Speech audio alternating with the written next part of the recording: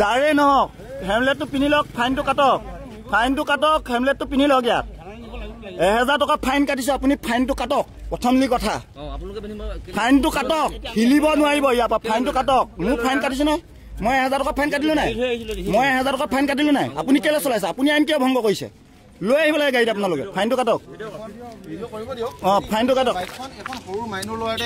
বাইকখনৰ আপোনালোকৰ গাড়ীত থাকিব লাগে হেমলেটটা। আপোনালোকে অন ডিউটিত থাকক, কেলে থাকিব? আপোনালোকে থানাৰ পৰা মাতি আনক, হেমলেট কেলে নিব? মোৰ 1000 টকা আপুনি ফাইন কাটিছে, মোৰ হেমলেট নোহোৱাকে। ইয়াত আপোনালোকৰ ডাবুল গৈছে, এজনো নহয় 2টন গৈছে। ইয়াত হেমলেট মাতি আনক থানাৰ পৰা মানুহ মাতক। আমি আইন আপোনালোকৰ কাৰণে নহয়, আইন আমাৰ কাৰণে ন, আইনটো আমাৰ কাৰণে ন অকল।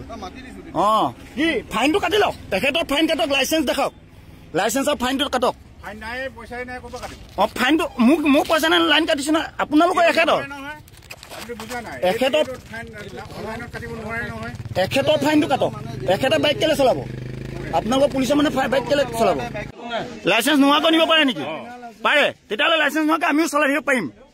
লাইচেন্সত আমি ধৰা নাই নহয়, কাৰোবাক ধৰিছো নেকি লাইচেন্স? যাৰে নহওক লাইচেন্স নোহোৱাকে কেনেকে চলে? মোৰ লাইচেন্সটো চাইছে ন, আপুনি মোৰ লাইচেন্সটো চাইছে।